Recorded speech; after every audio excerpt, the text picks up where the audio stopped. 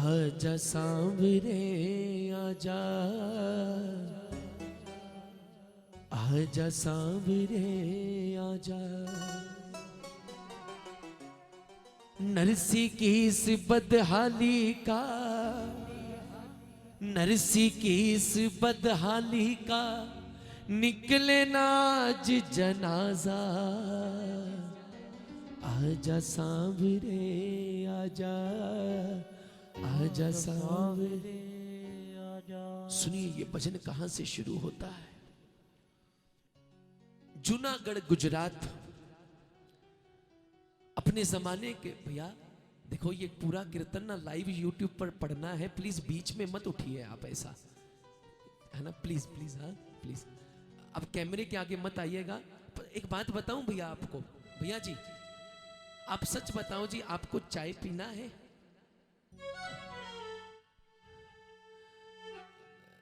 देखो मैंने आपसे अभी अभी कहा कि मैं ये भजन हर जगह नहीं गाता। आज मैं बड़े, मेरा मन आया है सुनाने का, लेकिन ऐसे बीच में अगर आप ऐसे हिलजुल होगा तो फिर भजन गा के अच्छा मजा नहीं आएगा ऐसे फिर। हाँ प्लीज, हाँ सिर्फ 10-15 मिनट के लिए भैया पीछे पीछे रख लो इसको, आगे तार जुड़ने दो, है ना।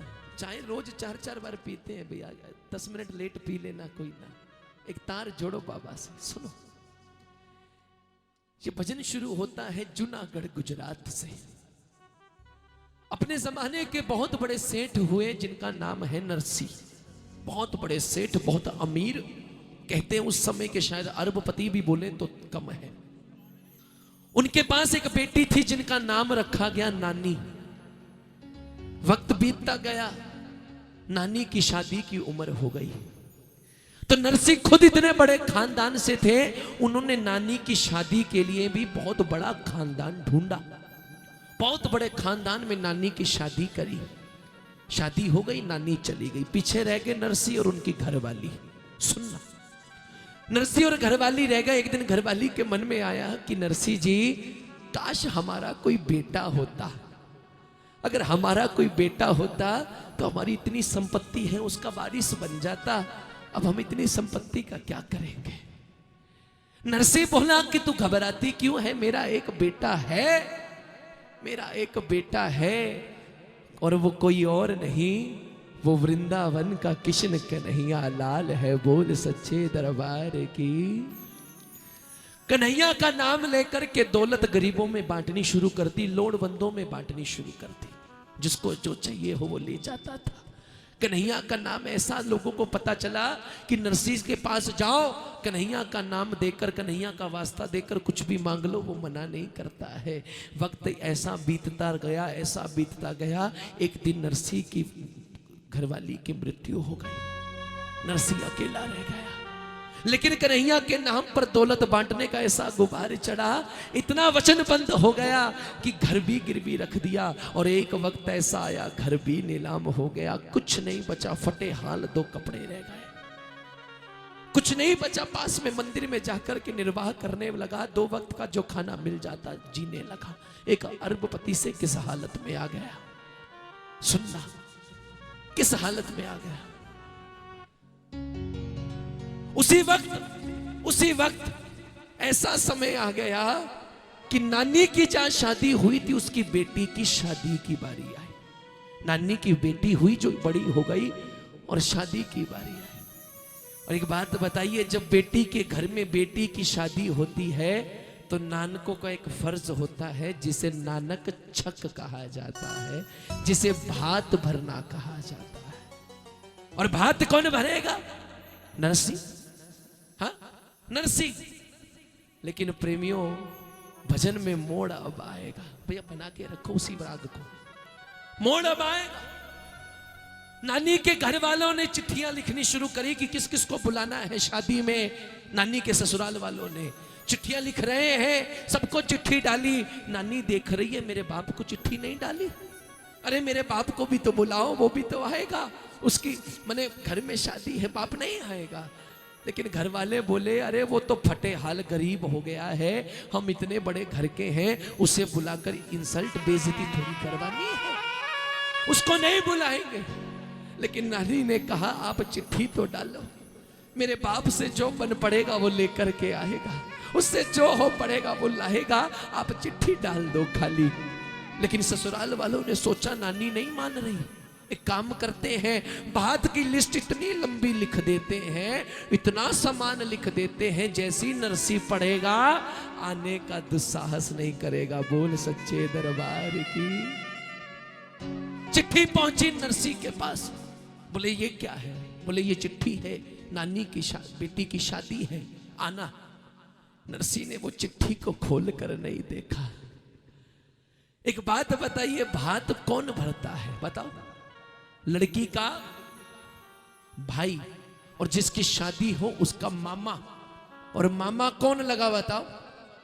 कृष्ण का नहीं। नरसी ने चिट्ठी एक हाथ से पकड़ी, दूसरे हाथ से कन्हैया के आगे रख दी। बोले मुझे क्या करनी पड़ के? मामा तू लगता है भात तू भरेगा, मैं ना लेने में ना देने में। बोल सच्चे दरबार की। भात तू भरेगा, ले कन्हैया ये भात के सामान की लिस्ट है, मैं जा रहा हूं। बोले तू भात का सामान लेकर पहुंच जाइयो। अब भात भरा जाएगा कि नहीं भरा जाएगा, कौन कौन सुनेगा इस भजन को बताइए जरा। बोल सच्चे दरबार की। नरसी पहुंच गया नानी के घर। नानी ने देखा कि नरसी अकेला आया है, ना कुछ सामान है ना कुछ है। नानी ने कहा बाबा मेरा सामान कहाँ है, भात का सामान कहाँ है? नरसी ने कहा तेरे भाई को बोल आया हूं, वो आता ही होगा। और दोनों जने अपने अपने काम में लग गए। नरसी के जैसे ही वहां पहुंचा ना, नानी के ससुराल वालों ने नरसी को पास में एक तबेले में रुकवाया। घर में नहीं रुकवाया, फटे हाल है, गरीब है, एक तबेले में रुकवा दिया। दोनों जने अपने काम में लग गए। बोले कन्हैया आता होगा। और कैसे पुकार लगा रहे हैं। 10 साल पहले इस भजन को लिखा था, आज आपको सुना रहा हूं, भाव से सुनिएगा।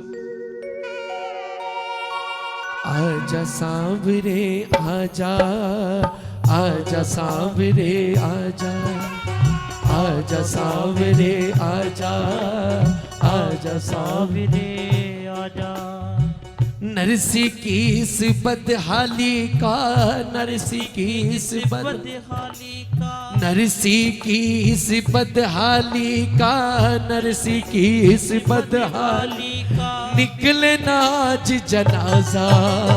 आजा सांवरे आजा, आजा सांवरे आजा। कसम से आधा पंडाल रोने लग जाएगा, ऐसा भजन सुनाने जा रहा हूं, ध्यान दीजिए। नानी ने कहा नरसी जी, पापा जी मेरा भात का सामान कहाँ है? तो नरसी नानी को समझा रहा है। नरसी नानी से कहता तू मत हो नानी राश।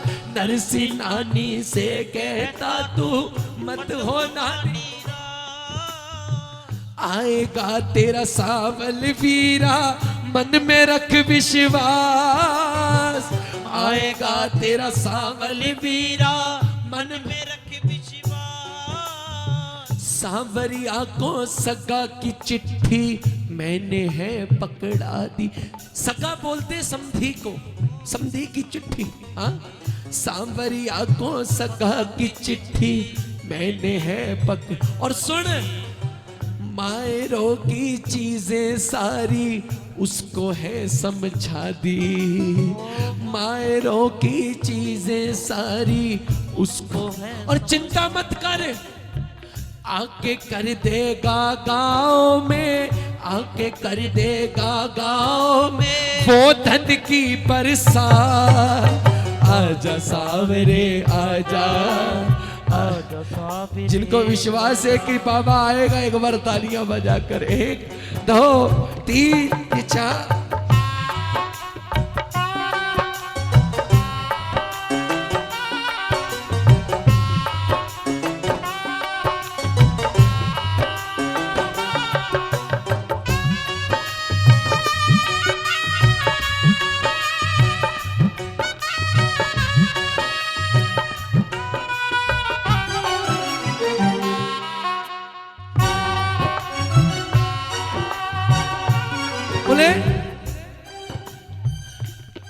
नरसी तबेले में बैठे हैं, नानी अपना काम करने लग गई।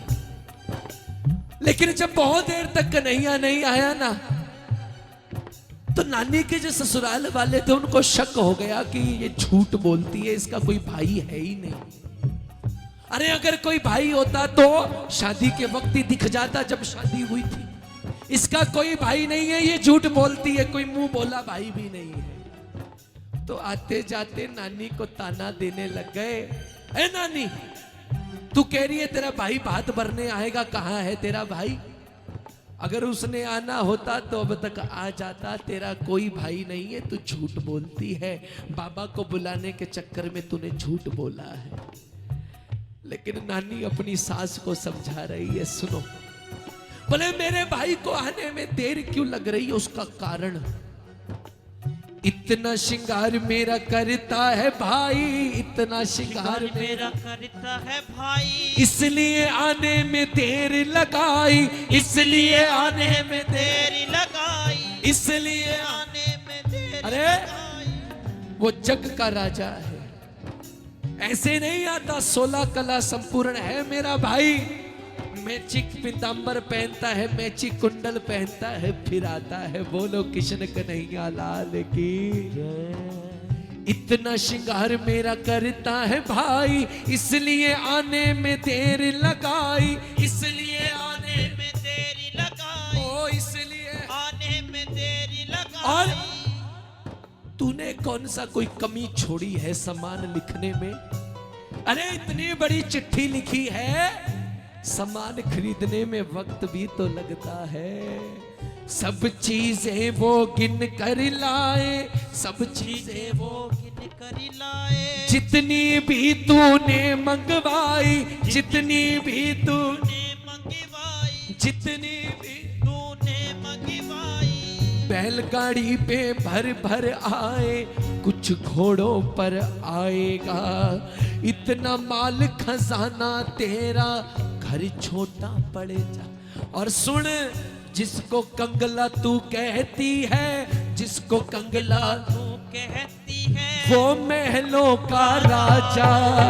आजा सावरे आजा, आजा सावरे आजा, आजा सावरे आजा, आजा सावरे आजा। सुनना, जब बहुत समय बीत गया ना, कन्हैया नहीं आया। देखो, हर चीज की ना एक सीमा होती है।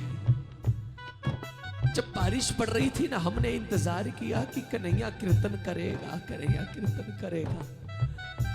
लेकिन अगर बारिश रुकती ना, आपका धैर्य भी जवाब दे जाता कि अब कितना इंतजार करें। अगर बारिश पूरी रात ना रुकती, आप कब तक इंतजार करते कीर्तन का? आपका धैर्य टूट जाता। उसी तरह जब कन्हैया बहुत देर तक नहीं आया ना, नानी का धैर्य टूटने लगा। असली धैर्य तब टूटा, नानी ने देखा एक पत्तल जा रहा है खाने का तबेले की तरफ। वो दौड़ कर गई, उसने पूछा ये पत्तल किसके लिए जा रहा है? बोले ये कोई वहां पर ठहरा है, उसके लिए खाना भेजा है। वो उसका बाप ठहरा था वहां पर। सुनने में आता है, देखो देखा नहीं मैंने, सुनने में आता है वो पत्तल में खाने की दशा ऐसी थी जैसे किसी की जूठन पड़ी हो। नानी का धैर्य टूट गया कि मेरे बाप की इतनी बेइज्जती नानी से बर्दाश्त नहीं हुआ। नानी दौड़ कर गई नदी किनारे आत्महत्या करने की, मेरे बाप के साथ ऐसा सलूक कर रहे हैं। नानी से बर्दाश्त नहीं हुआ, नदी में छलांग लगाने लगी। लेकिन एकदम से याद आया कि अगर मैं ही मर गई, लोग तो मेरे बाप को ताना दे दे कर मार देंगे कि भात नहीं भर पाया, इसलिए बेटी ने खुदकुशी कर ली। बोल सच्चे दरबार। अपने बाप का ख्याल आया तो वापिस आ गई, वापिस आ रही है, मन परेशान है, इतना नाराज हो गई है कन्हैया से, दुनिया वालों से बोल रही है, दुनिया वालों मत करना विश्वास रे लोगो, मत करना विश्वास, मत करना विश्वास रे लोगो मत करना। क्यों? वक्त पड़े पर देते धोखा, वक्त पड़े पर देते धोखा, होते हैं जो खास। मत करना विश्वास रे लोगो मत करना विश्वास। बोले हमने भी किसी पर विश्वास किया है, उसका नाम कन्हैया है। कन्हैया को बदनाम कर रही है दुनिया। बोले उसका नाम कन्हैया है, हमने बाप ने उस पर भरोसा किया था, लेकिन अब वो आ नहीं रहा। खाया हमने धोखा जैसे तुम न ऐसे खाना, खाया हमने धोखा जैसे तुम न ऐसे खाना। कोई किसी का मीत नहीं है आज ये मैंने जाना, कोई किसी का मीत नहीं है आज ये मैंने जाना। वक्त पड़े पर देंगे धोखा, वक्त पड़े पर देंगे धोखा, होते हैं जो खास। मत करना विश्वास रे लोगो मत करना विश्वास। नानी ने इतनी बड़ी बात बोल दी। पैसे वाले पैसे खातिर तोड़ते हैं सब रिश्ते, पैसे वाले पैसे खातिर तोड़ते हैं सब रिश्ते। फिर भी दुनिया वाले इनके पीछे क्यों है फिरते, फिर भी दुनिया वाले इनके पीछे क्यों है फिरते। देंगे एक दिन जख्म ये तुझको, देंगे एक दिन जख्म ये तुझको। मत कर इन पे आस, मत करना विश्वास लोगों मत करना विश्वास। इधर नानी वापिस आ रही है, उधर नरसी की हालत भी खराब होने लगी। नरसी कन्हैया की मूर्ति आगे रखकर बैठा है। कन्हैया आजा, अगर आज तू नहीं आया ना, आज तमाशा बन जाए ना तेरा ये दीवाना, आज तमाशा बन जाए ना तेरा ये दीवाना। नाम तेरा ले ले कर मुझको छेड़ेगा ये जमाना, नाम तेरा ले ले कर मुझको छेड़ेगा ये जमाना। देखो नरसी ने भी कितनी बड़ी बात बोल दी। बेटी की कर होती न चिंता मैं कब का मर जाता, बेटी की घर होती न चिंता मैं कब का मर जाता। अरे बेटी के ससुराल के ताने बाप न कोई सह पाता, बेटी के ससुराल के ताने बाप न कोई सह पाता। कौन से जन्मों की है सजाए, कौन से जन्मों की है सजाए, आके मुझे समझा जा। आजा सावरे आजा आजा भाई साहब, सावरे आजा। समय बदलते देर नहीं लगती, वक्त बदलते देर नहीं लगती। भगवान के घर में अगर देर है अंधेर नहीं है। थोड़ी देर में कुछ कुछ कान में आवाज पड़ने लगी, बाहर से शोर सुनने लगा कि बोले गली के नुक्कड़ में एक आदमी आ रहा है, देखने में सेठ लगता है। नरसी और नानी के कानों तक आवाज पहुंची, बोले कि गांव में एक नुक्कड़ पर सेठ आता दिख रहा है, और वो अकेला नहीं है, साथ में दो सुंदर सेठानियां भी आ रही हैं। बोल सच्चे दरबार की जय। नरसी नानी दौड़कर बाहर आए, कहीं हो ना हो ये मेरा कन्हैया तो नहीं है। जैसे ही बाहर आकर देखा तो कन्हैया साक्षात मुरली बजाता हुआ साथ में दो सेठानियां भामा रुक्मण को लेकर के आ रहा है। बोल किशन कन्हैया लाल की जय हो।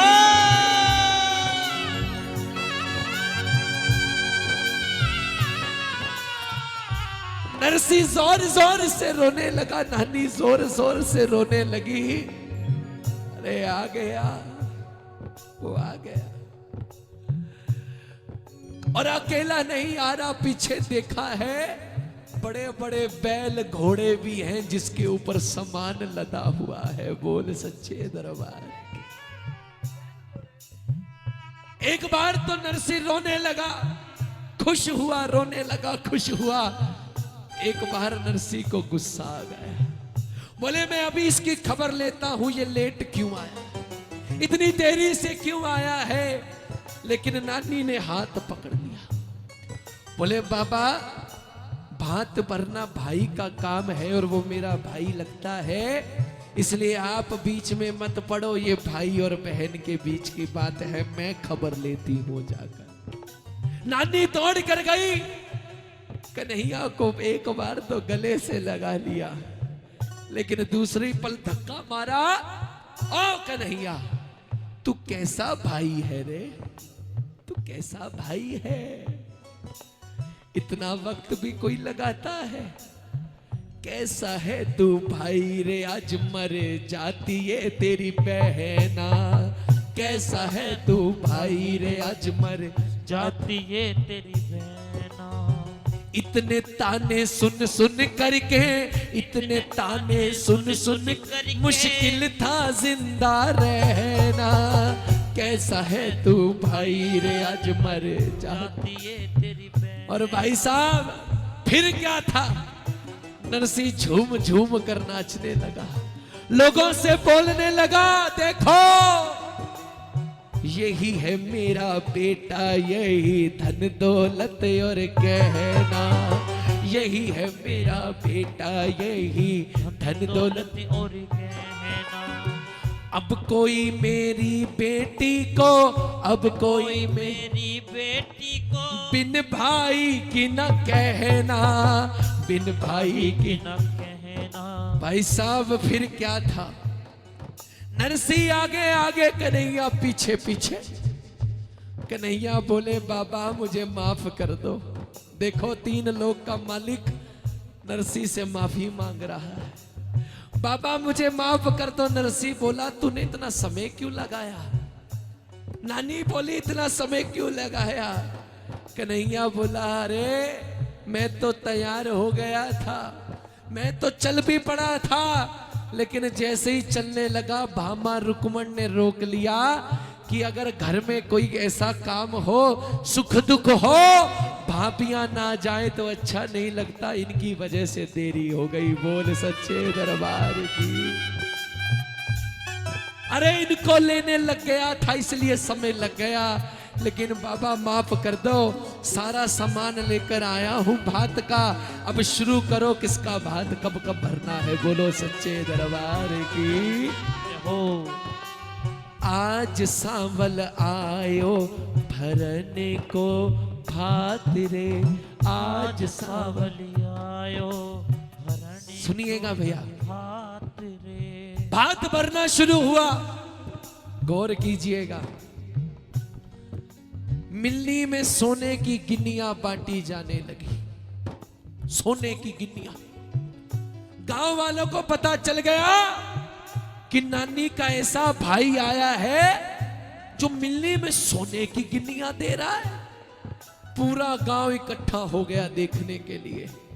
बोले ये तो पूछ भी नहीं रहा कि ये कौन क्या लगता है। गांव का जो चपड़ासी था, सुनने में आता है, वो भी लाइन में लग गया। बोले मैं भी कुछ ना कुछ लगता हूँ, मेरी भी मिलनी करवाओ, मेरी भी मिलनी कराओ। कन्हैया बोले चिंता मत करो, जिसको जो जो चाहिए मिलेगा। पूरे गांव की सोने की गिन्नियों से मिलनी करवाई गई। बोल सच्चे दरबार। जो हो अभी भी पेट नहीं भरा। उसके बाद सारे बैलगाड़ियां घोड़ों पर जो सामान लदा था, 56 करोड़ के हीरे मोती बांटे गए। फिर भी जब पेट नहीं भरा गांव वालों का, कन्हैया ने साक्षात लक्ष्मी को हुक्म दे दिया। क्या हुक्म दिया? देखो जी, आज सोने की गिन्नियों से मिलनी शायद कोई बड़ा सेठ करवा भी सकता है। 56 करोड़ के हीरे मोती भी कोई बड़ा सेठ बांट सकता है, लेकिन कन्हैया ने कुछ ऐसा कर दिया जो आज दुनिया में कोई नहीं कर सकता। सुनिए क्या किया। आज सांवल आयो भरने को भात रे, आज सांवल आयो भरने को भात रे। जब कन्हैया ने देखा गांव वालों का पेट नहीं भर रहा, साक्षात मां लक्ष्मी को हुक्म दे दिया। क्या कह दिया लक्ष्मी को परसों, कह दिया लक्ष्मी को परसों दिन और रात रे, आज सांवल आयो भरने को भात अरे रे। साक्षात मां लक्ष्मी को हुक्म दे दिया। जब तक इन गांव वालों का मन ना भरे, इनका पेट ना भरे, इनके घरों में धन की वर्षा करती रहना। ऐसा भात ना तो आज तक भरा गया है और ना इस दुनिया के रहते तक भरा जाएगा। बोल किशन कन्हैया लाल की ये हो।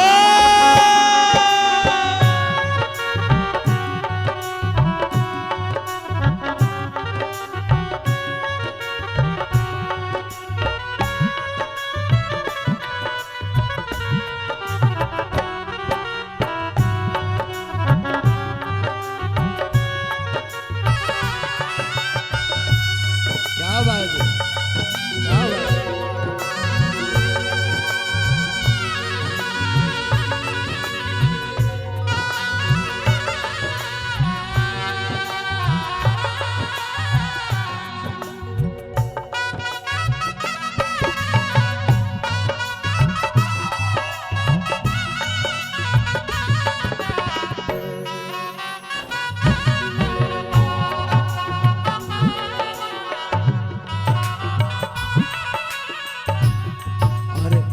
एक जाते जाते एक बार दिल से बताइए, भजन अच्छा लगा क्या?